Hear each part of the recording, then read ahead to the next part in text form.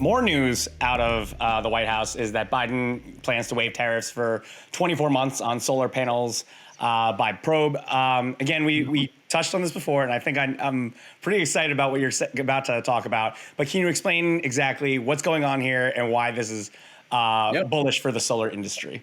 Yeah, so I think the White House just kickstarted a gold rush for the solar industry for the next 24 months. That the next 24 months are going to be the most robust, the most prolific, the highest growth era we've ever seen in the United States solar industry.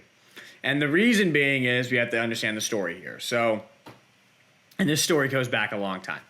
Let's go back to when the solar industry really started kicking into gear, and that's early 2010s.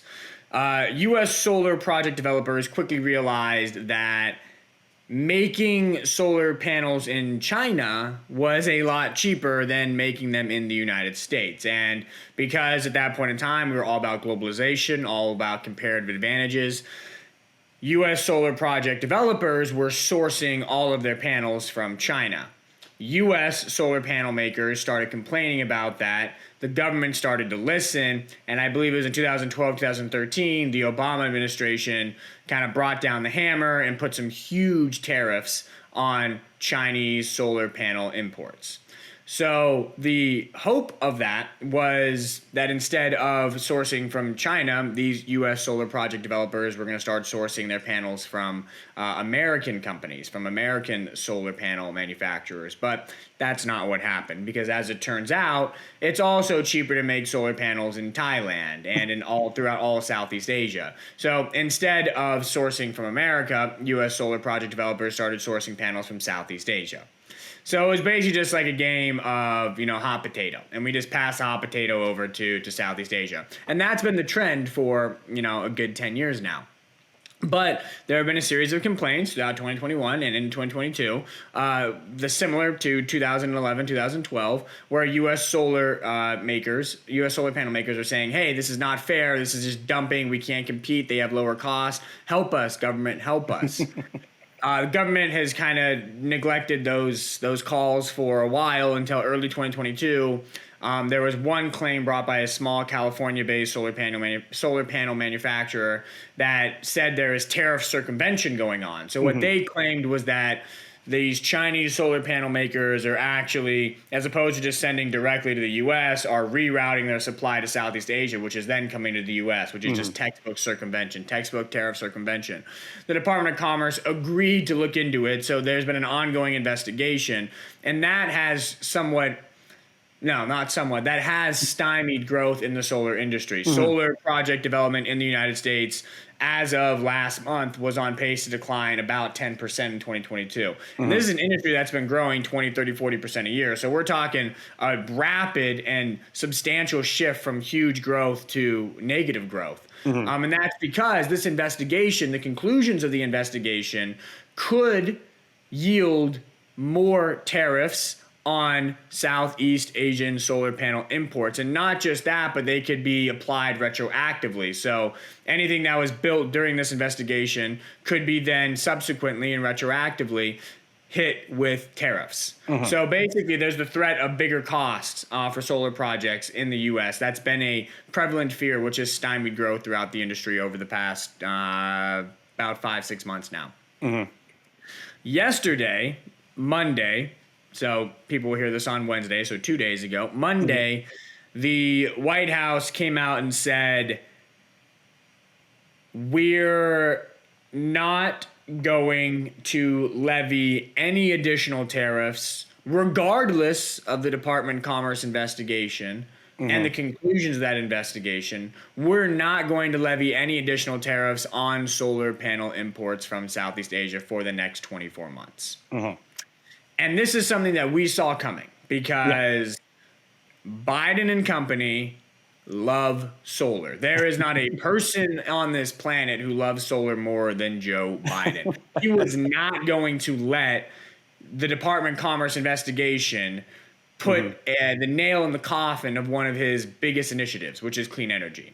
So we knew that Biden was going to do something to not let the Department of Commerce do this or hurt the industry that much. and he came through with a very big action of basically saying, okay, we have 2 years here. The Department of Commerce, they're going to do their investigation. They're going to find their conclusions, regardless of what conclusions they find. We have a 2-year stretch here where the United States government is guaranteeing there will be no more tariffs on solar panels from Southeast Asia. But after that 2 years, if this investigation does yield or does come to the conclusion that there is tariff circumvention going on, then at the conclusion of that 2-year period, there may be the potential for bigger tariffs. Okay. So what that has essentially done is created a shot clock on the solar industry, where you have 2 years to build solar projects in the United States with no additional cost, with no additional tariffs, and then after that, who knows? That who knows, there's the fear of higher costs subsequent to this 2-year period. So what we think is going to happen is, one, all of these solar projects that were kind of waiting in the wings for the conclusion of the Commerce Department's investigation are now going to just rush online because the fear of tariffs is gone. And then number two, anybody that was even thinking about building solar projects over the next 5 years is now going to accelerate that window to the next 2 years. So you're going to jam pack all this activity, all this solar project development in the United States over the next 24 months. It's going to be a gold rush, especially since natural gas prices are soaring, oil prices are soaring, all fossil fuel prices are soaring. So we think there is going to be this massive gold rush into the solar industry over the next 2 years. Solar stocks they're up, but they're well off their highs. We think solar stocks are a fantastic investment over the next 2 years. Not to mention, we actually think the better way to play this is through energy storage stocks. We've talked about energy storage before.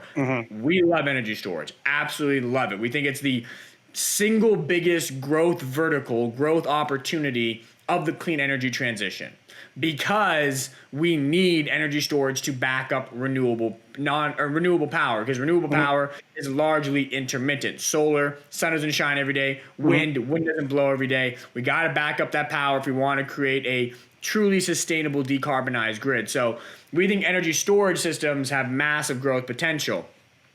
Something like 70 or 80% of all energy storage systems installed in the United States are attached to solar projects. So if you're going to get a solar gold rush over the next 2 years, thanks to what the White House just did, you're going to get an energy storage gold rush as well. And we think energy storage stocks have bigger long-term upside potential. And therefore, our favorite way to play this, we love to buy solar stocks here, but even more, we love to buy energy storage stocks here. So we think this is a really good time to get into some of those beaten up ESS names. Buy them. Next 2 years should see massive gains in those stocks. We're very confident in that call. Is there a risk of, with the way that you're describing, that everybody's going to be coming to solar right now, of oversaturating the market with all these different solar plays, or, is there just enough to go around for everybody? You mean in terms of in the market, like oversaturation of actual solar stocks? Yeah.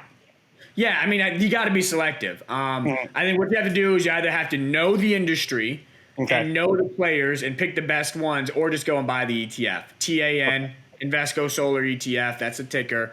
I think you can just, you can buy that if you just want to not, de-risk yourself and not, take individual bets. We are taking individual bets because we feel like we know the industry very well. We know which solar companies have the tech, have the competitive moats built, have the advantages established. In the energy storage space, unfortunately, there's no real ETF for that, so we are picking individual names in there. But yes, there is definitely going to be rising tides lift all boats, but some boats lift faster than others. And so selectivity is going to be very important in this industry going forward. Thanks for watching HGI Clips. For the full episode, head on over to our sister channel at Hypergrowth Investing by clicking the link in the description, or listen to the podcast on any of your favorite streaming platforms. We make new episodes every Wednesday, so make sure to check it out and subscribe to never miss any of Luke's Hypergrowth insights.